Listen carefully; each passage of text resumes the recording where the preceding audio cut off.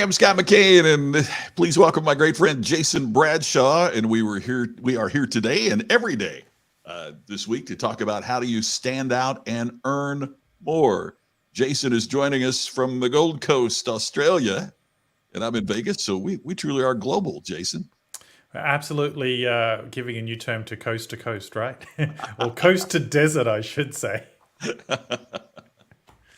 So one of the things that Jason and I are going to be talking about over the course of the next week is how do entrepreneurs, how do small business professionals, how do people involved in a practice as a financial advisor, as a doctor, dentist, anything to do with healthcare, what does it take to stand out?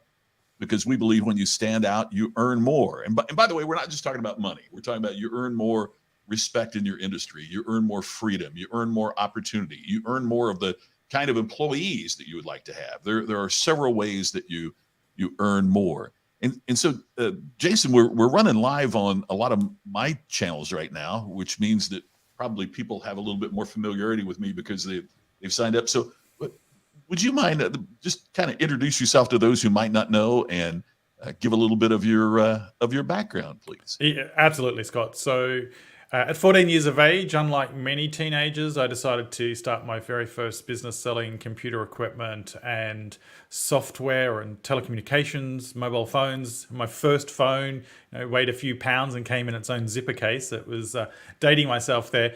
And the reason I did that is same reason many of us go into business. I just thought there was a better way. There was a better way for me to get what I wanted at that time. Now, I wasn't trying to be better than my boss or do what my boss was, because the boss really was my parents when it came to financing my love of all things equipment and technology and expensive stuff, right? So instead of going out there and getting that milk run, I started my first business. And it was then that I started to learn the lessons about what it takes to succeed as an entrepreneur.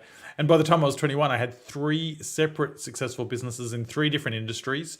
One of those being the video rental industry.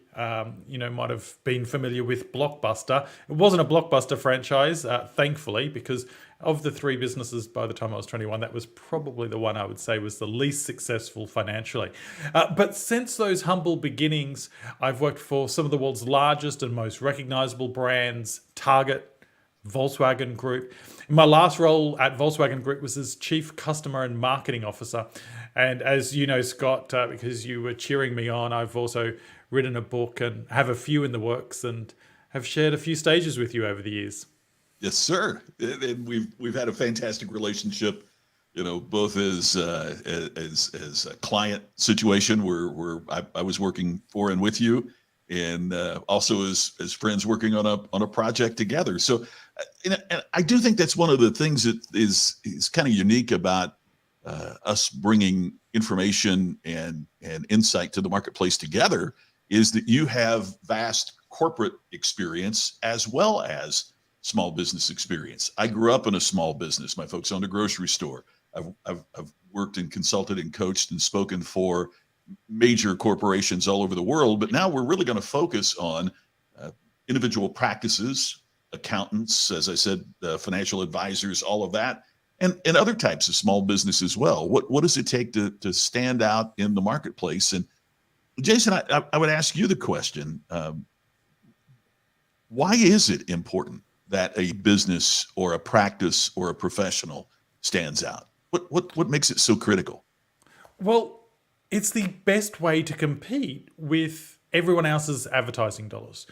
There's a lot of experts out there that say he or she who can afford to spend the most to acquire a customer wins. And that just baffles me.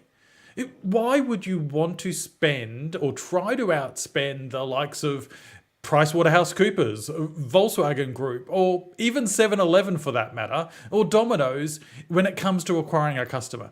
They're big organizations who really do struggle, I know from first-hand experience, really do struggle to always measure the return on investment that they get from their marketing dollars. There's a much smarter way, and as a small business, as a medium-sized business, that smarter way is to stand out, to be absolutely famous in your industry, in your community, for being the best at what you do. That is priceless. No marketing dollars can ever overcome that. And yet so many small businesses out there and mid-sized businesses think, oh my gosh, Domino's has just launched their new campaign and I need to go and outspend them.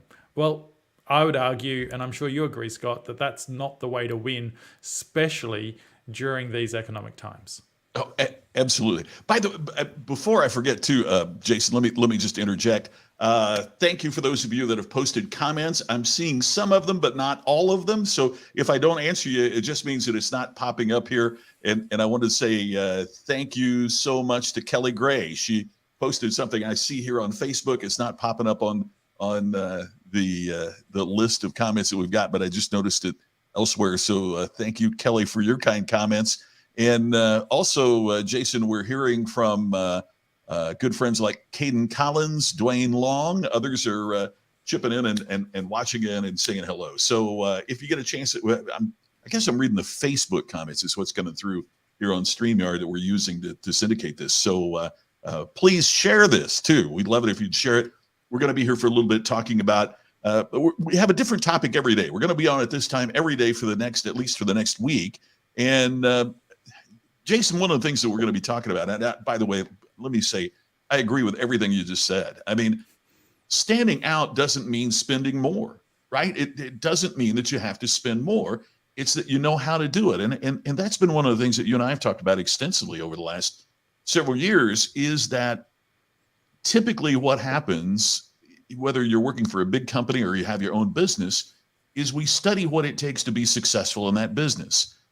If you own a car repair shop, you study the latest in automobiles. If you're in a situation where you're a dentist, you've gone to dental school, you've studied what it takes to be a proficient and successful dentist. But nobody taught you along the way what it takes to stand out. There's no class in dental school. I do a lot of work with financial services and financial advisors.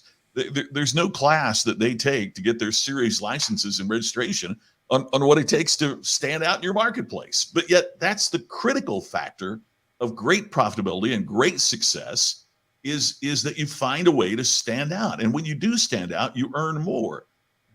But as we said in the description about today's conversation, a lot of it's going to be about the fears that individual practices, small business entrepreneurs are having. And Jason, I guess that, I can speak to some that our family went through. I would ask you as someone that owns small businesses of your own, what are some of the fears that you encountered as you were working in and building your small business? And let me tag on another question to that.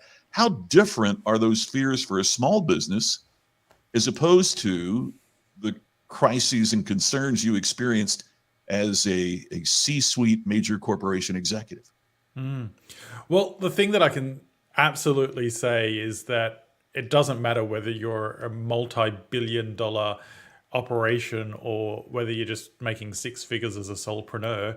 The response that I've seen in both examples is that when there's an economic downturn, when there's talk of a recession, the instant place that most organizations go to is let's cut costs.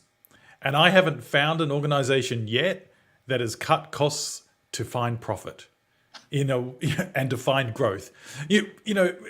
Are you really going to make your business thrive by taking one less flight a year, by not replacing the coffee or the sugar or what have you? And this is the thing that many organizations of all sizes get wrong. The time to cut costs is every single day.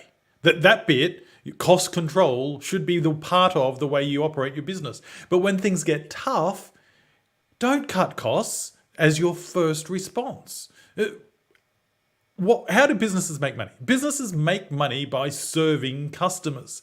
And the moment you stop spending money to attract new customers, stop doing the things to stand out to attract more customers, doing the things that get you repeat and referral business, the minute you start cutting back on any of the investments that give you that, which is the first place big business and a lot of small businesses go to during a recession, you start cutting your ability to make a profit.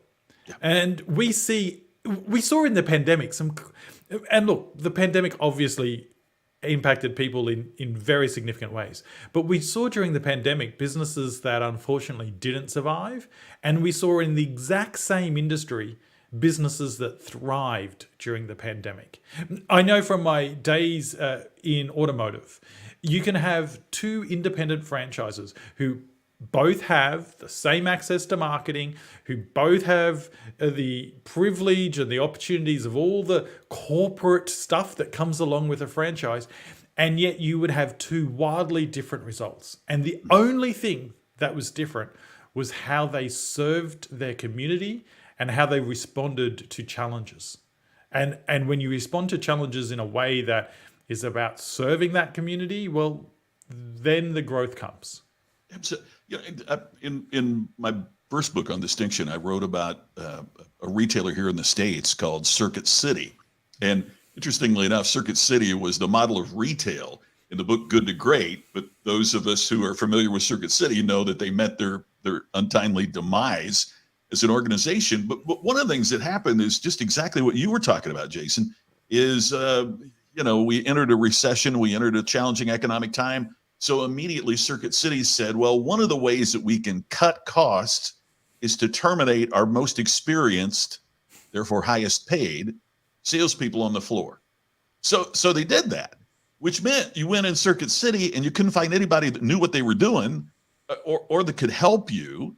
And so then what did we do as customers? We stopped going to Circuit City, which meant that the customer, their financial pressures even grew more significant. So they cut again, which made the situation even worse. It didn't, all it did was prolong the pain of their demise. It didn't prevent it. It didn't make them successful. And I understand it. Sometimes I hear about these big corporations that are cutting 5,000 jobs. And I think, first off, how'd you have 5,000 people on your team that you can do without? To your point, they weren't doing cost management effectively. But secondly, I had a bad experience several years ago on United Airlines, which is kind of ironic since they later became a client. But I had a bad experience on United Airlines, and I wrote them and I said, can you give me an example? Maybe I'm wrong here. Can you give me a single example of any time that an organization has improved its positioning and improved its fortunes in the marketplace by reducing services to the customer? I can't think of any. And I'm still waiting on a response because they didn't answer. Well, that's because they reduced their investment on serving their customers. Yeah, exactly. They couldn't get back to customers. Yeah. Hey, I want to say hi to Megan Watson, who's saying hello, and she's saying it's hard to understand how they didn't foresee that. You can't cut the people who are delivering the majority of the production. And Megan, you're exactly right. Look who they cut. They cut the very people who had a responsibility of engaging and dealing with customers. And Jason, to your point as well, you can't balance your books on the backs of your employees and then expect them to deliver an extraordinary experience to your customers. It just isn't going to happen. I want to make certain that we're about halfway through here. I want to make certain that Jason and I are doing some research for a program that we have coming up, and we would love to hear where your challenges are and what you think. So we've created a survey. Jason, if you don't mind, I'm going to share the link for the survey. Fantastic. There it is. It's going out on Facebook and YouTube. I don't see it going out just yet on Twitter. If it doesn't, I'll post it after we're done here. But please take a look. And if you would, respond to our survey, because we'd like to know more about where your challenges are, because that's what we're going to be talking about when we're back together here at this time every day this week. And Jason, perhaps now is the time to reveal as well part of the reason that we're here. Absolutely. Before I do so, I'll just let everyone know there's only 5 questions in that survey. So you can be done in 2 or 3 minutes. It's designed really just to get a snapshot of the challenges that you have right now in your business, as a business leader, as an entrepreneur, as a business owner. And we really do appreciate you taking the time to complete that.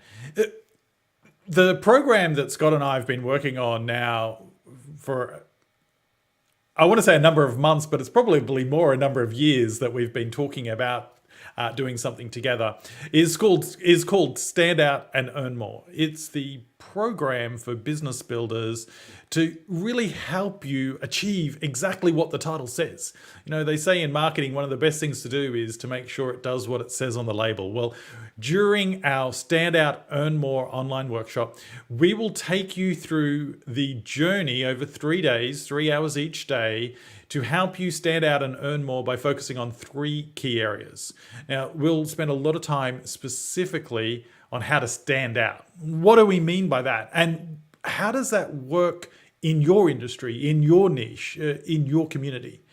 We'll help you learn how to attract and retain great employees. You know, in challenging times, you want to make sure that your employees are engaged, that they're contributing, and that they're part of what makes you stand out.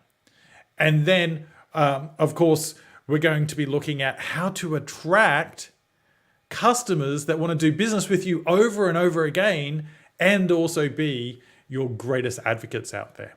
So how to attract and retain great employees, how to increase your repeat and referral business, and then perhaps most importantly, how to stand out in your niche, in your community, so that you really can earn more. And to Scott's point, that earn more is not just about money. I'm sure that will come, but you know, earn more credibility, earn the right to thrive in your business, in your chosen profession. Jason, Andy just posted, my friend Eddie Peace just posted that the survey did not appear when they went to that link. If you don't mind, I'm going to post the big link rather than the shortened link that you sent me. Is that okay? Go ahead. That will work. Love when technology. I'm posting it here for Andy, but it will also be in the comments. That's the longer non-shortened version there, which is good for anybody to use. So it's not just for Andy, it's for everybody. But and Jason talked about the program that we're going to be putting on. I've got some great news for you as well. And that is the registration to participate in this program, the registration fee for learning about these important aspects of what does it take to stand out and earn more. All of that you can sign up for the enormous price of absolutely free. How about that? It is a free program that we have created that we are sharing with you in terms of a 3-day brief each day. It's not one of the, there's been a lot of these programs. Matter of fact, a friend of mine went to a Tony Robbins program over the weekend, and it was like 15, 16 hours a day for 3 days. We're not going that long. We're going to be concise, hit the point, and be with you for 3 days. But in those short sessions over the 3 days, we're going to be teaching about what does it take to stand out and earn more. What are the specific steps that you can do to make a difference? Dwayne says, are they looking in the chat window or outside the chat window? Dwayne, I don't know. I'm posting this on Facebook. It's also coming up on YouTube. StreamYard does not permit me to do that on Twitter. So I will be posting it later on Twitter. I see that you're communicating in Facebook, but I will post again on all of my Facebook channels. I'll post the link. I'll post it on Twitter, wherever you happen to be watching. I'll post that just to make sure, because it's a survey to help us understand where you are and to know your needs better, which, by the way, is one of the good things to make you stand out. Okay, so we were talking about fears. Fears are our topic for today. And Jason, I was going to suggest that, it said it's outside the chat, everyone, Dwayne says. So thank you for that, Dwayne. One of the things that struck me, being from a family that had a small business and having friends whose parents worked for corporations like Volkswagen or like Cummins Engine is big where I grew up, and other companies like that, is that it's different when you're an entrepreneur, or it's different when you have a practice, because you're all in. I mean, Scott, I will do that. I will post that on LinkedIn. Thank you for saying that. You're all in. Your family's fortunes are based on that business. If I worked for the XYZ company and things didn't work out, then I could just go and start applying and get a job at the ABC company, right? I mean, Yeah. it's a different level of commitment, which also implies it's a different level of risk. Yep. And I think that's one of the things that is so scary about being an entrepreneur is that from the outside, it looks, oh, you work for yourself, you're your own boss, but there is a whole plethora of different unique challenges that also cut to the core of who you are and what you do and what your family's future is. And are you going to be able to pay the mortgage? It's not just, am I going to be able to support the business? It's also, am I going to be able to support my family, my home? And I think that's part of the reason. It almost sounds like an oxymoron, but I think it's part of the reason that people become a little bit afraid, a bit reticent about standing out, is because as long as all I'm doing is what I know specifically to do, I feel like I'm in more control. But once I start taking a risk to stand out, what if it doesn't work? Because I think they assume that standing out is going to involve more money or is going to involve some kind of significant risk. And you tackled that, Jason, at the very beginning. We're not talking about things that you do that you're going to break the bank to execute them. But nobody's really taught us that. And I think that's why the program that we're doing is going to help so many people, because these are the kinds of things about business that you might have gone to medical school, you might have gotten your CPA, you might have a small business, but there wasn't a place that you could learn this to make a difference for your business. Well, I did go to business school, and Yes. and they did a great job of teaching me the theory of what to do in many different instances.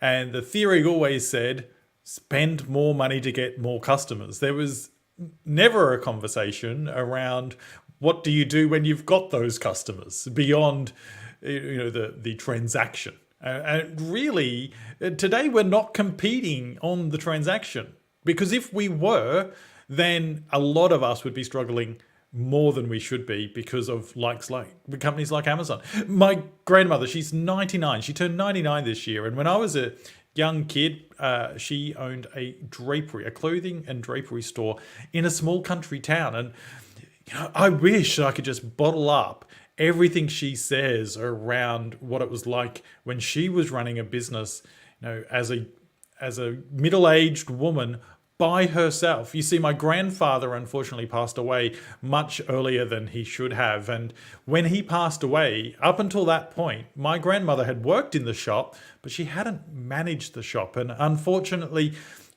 my grandfather, being who he was, a very proud man who, absolutely, like many of the business owners that are watching today, it was about providing for his family.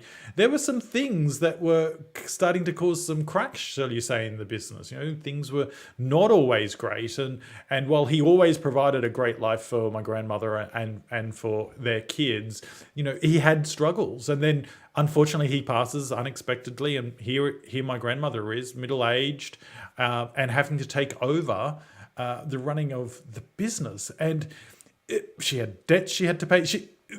We're in different times, but she tells me the story that the bank manager gave her 3 weeks to clear the overdraft on their checking account, or they would take the shop off her.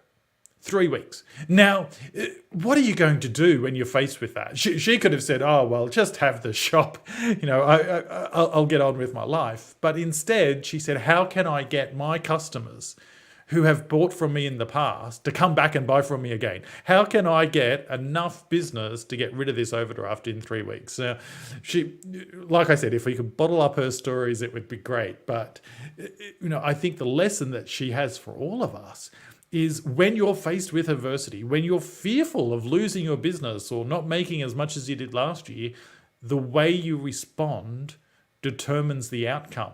And if you're just focused on cutting your way to survive, like I said earlier, that you're not going to survive in the long term. And so how can you take the opportunities that are in front of you and really stand out so your customers do come and spend money with you again?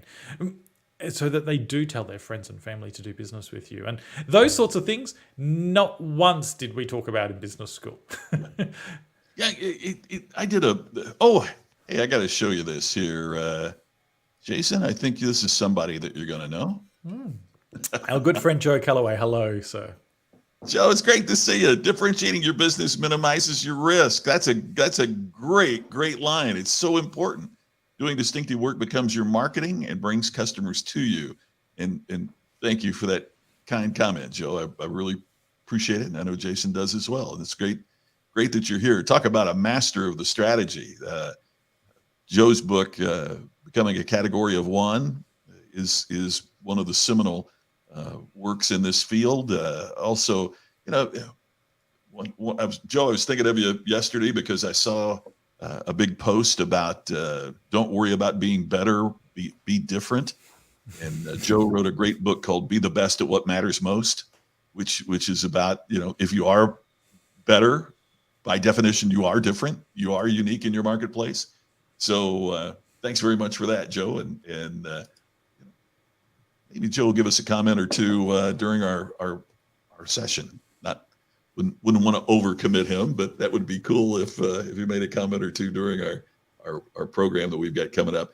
Jason, real briefly, we've only got about 4 minutes left.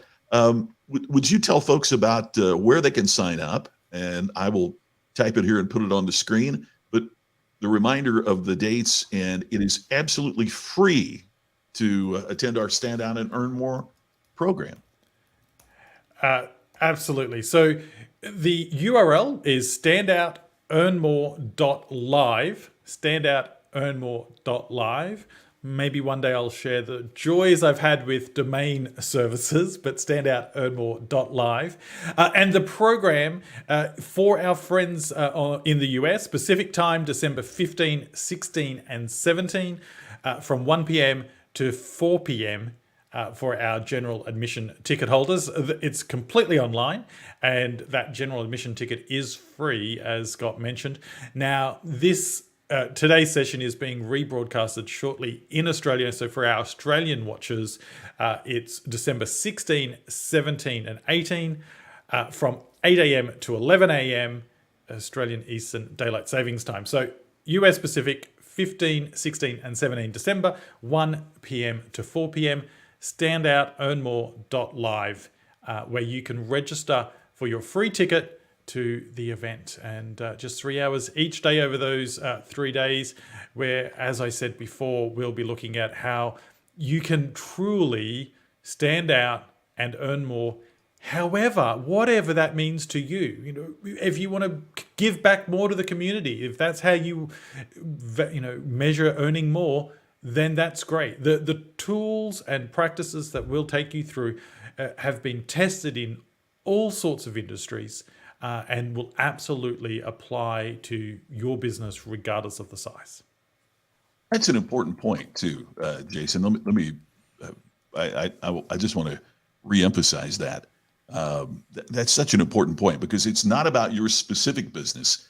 It is about the principles of what it takes to do this that you can apply to your business regardless of what it is. So we're going to be back here tomorrow at the same time to continue our conversation on some of the aspects of business that I think are so vitally important. So keep watching. We'd love to have you join us. Please share this. Obviously, it'll stay up on Facebook, but we're going to be getting together at 1 p.m. Pacific time, 4 p.m. Eastern time here in the United States.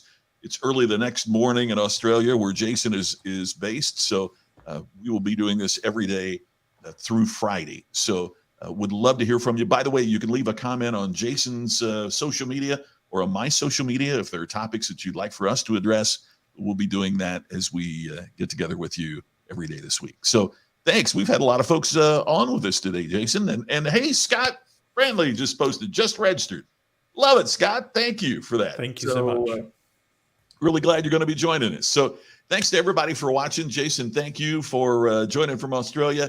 We will look forward to seeing you again tomorrow at this very same time with more information about how you can stand out and earn more. Jason, any last words before we go? Standoutearnmore.live. Register. What can you lose by giving up 3 hours a day for a free ticket for a program that will absolutely help you grow your business? Appreciate it so much, Jason. We'll see you tomorrow, everybody. Thanks for joining. Talk to you soon.